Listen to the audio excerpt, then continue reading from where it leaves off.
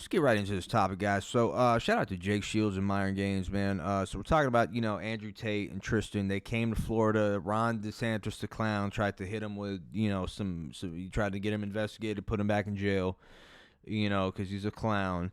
And the reality of it is, they're really targeting these guys because they, first off, promote male self-improvement. They do charity runs. I mean, these guys are like stand up fellas, man. Let's get into this clip, man. Anything pro Tates, we're gonna promote on this channel, man. Let's get right into this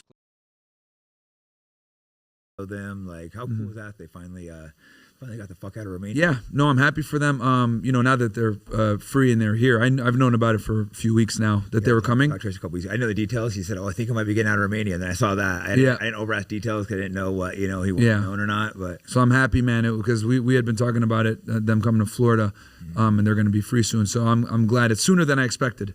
So Tristan mentioned to me, but I didn't know if it actually happened. And then boom, I saw it on the plane. Yeah, I didn't pry like what was happening. He's like, "I got something in the works." Then I saw that. I'm like, "Oh, awesome." Yeah, good dudes. Like don't know him that well, but I was in Romania for a couple of days. Stopped by.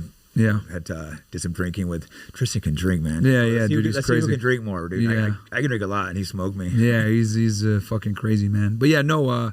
Yeah, they're in Miami now, man. So I'm definitely gonna link back with them when I get back. Because after this, I'm gonna go to LA for a few days, do some interviews and get the fuck out, and then we'll be back in Miami and see what they're doing. Yeah, no, I definitely want to do something. I'm sure they're busy. He's not gonna pressure them, but I would love to do something with at some point. I hit up Tristan. He's like, "Yeah, hit me in a couple weeks." So yep, I'll hit him up. You'll probably get him first, but at some point, I definitely want to, great. Hopefully, I'll get Andrew too. But yeah, and you met them when you were in Romania, so I just don't have Andrew's number at the moment. So yeah, so I know them both. Yeah, both great dudes. Yeah, I actually known Andrew longer, so it's funny. It's funny how all these traditional conservatives, Daily Wire motherfuckers are like talking shit like these guys are XYZ. The same talking points they dude. Out.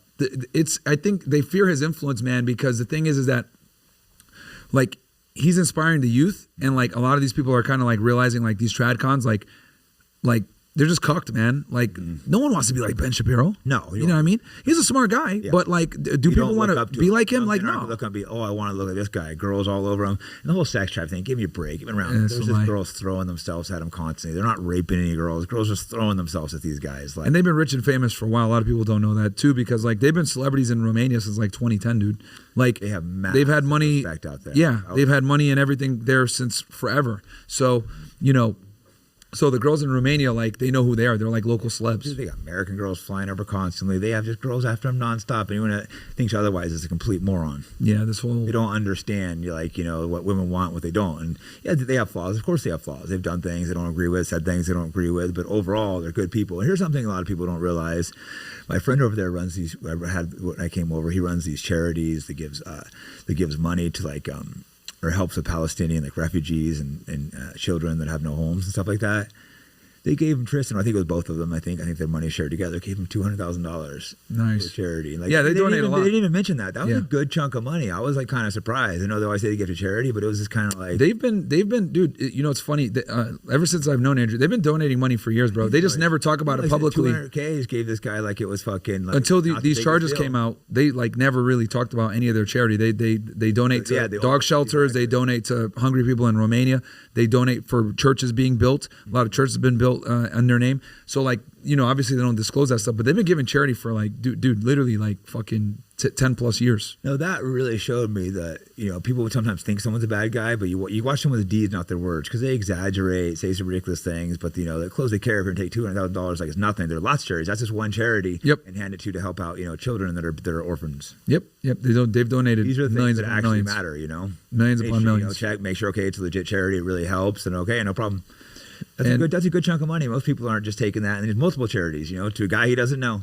And they donate it, and I look at their haters like, how much money have you donated to charity, right? And it's like these people don't fucking donate shit. So it's like, I find it interesting when people throw these stones and they don't really do anything themselves. And a lot of times they're anons on fucking Twitter talking shit, right? The fucking losers. You ever get anons telling you don't go hard enough? Like, you're a fucking anon dork. Yeah, I live in the real world and try to be reasonable. You're telling me that what I should and shouldn't say, and yeah, and it's interesting too, because these people will sit there on an anon account and say, talk shit or whatever, And it's like, well, bro, we have our names out there, our faces out there. Like, you're hiding behind an Anon account because you're scared to fucking lose your job. I do understand why they do that, by the way. I don't fully bash them, understand. But when they start trying to bash us, and it's like, you're calling me a coward, you're too cowardly to put your name out there. That's what I'm saying. We both lost a lot of fucking money with our opinions. I've lost a lot of fucking money. Millions, dude. Exactly, for sure. Millions. Thankfully, I'm still getting by, but it's like, I've lost a lot of fucking money. So I do understand, though, when someone, if they don't have any money put away in the bank and stuff, and they're feeding their family. So I do understand why they do that. Yeah, but they can't talk shit about us. They call me a coward. It's like, fuck you. I get you have to feed your family and stuff and don't want to get fired. It's tough, I've had kids when you're struggling to feed them, and that's tough, man. Yeah. As a man, that is not a good feeling when you're like, oh, where's the next check coming? How am I going to pay my rent? I got to make sure my daughter's eating. These are just the most awful feelings you could have. So I understand. Yeah. And that's what they try to do. They try to go after money and scare people. Yep, that's what they do. But yeah, these Anon. Here's the thing. Stay Anon, cool, but don't fucking criticize guys like us that are on the front line taking this shit head on with our names and faces out there. Yep. You know what I mean? Because on Twitter, there's all these fucking weirdo Anons that talk shit like, oh, you're not going hard enough. Motherfucker, you don't even show your face. Shut up. Right. Yeah, man, I completely agree. I mean, like, the Tates, look, man, the reason why Andrew and Tristan Tate are really hated is because they really had a stronghold on the youth that was coming up during that era when, Tate first popped off. And they were preaching certain things that would make, the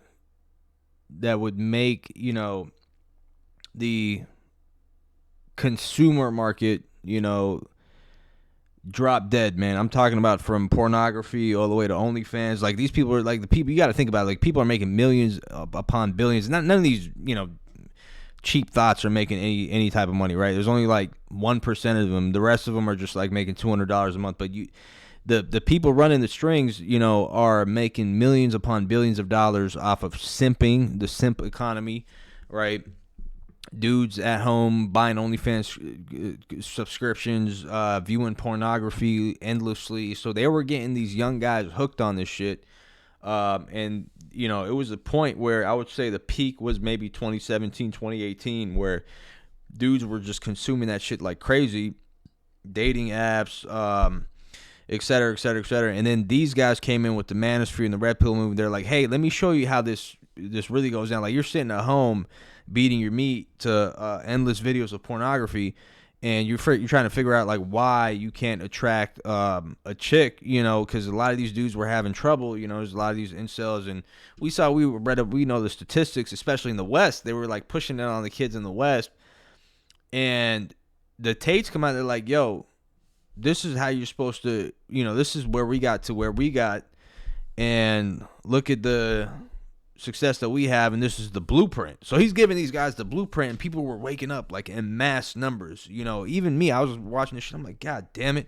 Like I used to I was doing this wrong with this chick, and et cetera, et cetera. So a lot of these younger cats were waking up, and he had a stronghold on these guys because they were trying to pretty much live through, what the Tates lived through on a fucking cell phone, watching like chicks getting banged all day. You know what I mean? So when the Tates came out, they're like, and people started self-improvement, the consumer economy, the people, the sick motherfuckers who are running these sites lost their damn minds. They're like, we need to ban, we need to censor this guy, we need to make sure that he doesn't get to these young guys. We need him hooked on this pornography because they're more likely to, they're going to be simp beta cucks who are going to conform to whatever we want them to conform to, right? And that was really the situation that was really what threatened. That's the big threat with Tate. That's why they keep trying to investigate him and put all these cases on him and shit. So, yeah, man, it's crazy how these people work, man. But, shout out to them guys. They beat all the cases. Even they're so pimp. Like the girls that they're paying to expose the Tates eventually came out. They're like, you know what, dude, I'm done dealing with these clown ass losers trying to offer me money to speak on somebody who didn't necessarily treat me any way negatively. Like the guy you guys are trying to pin a fake ass case on this guy, right?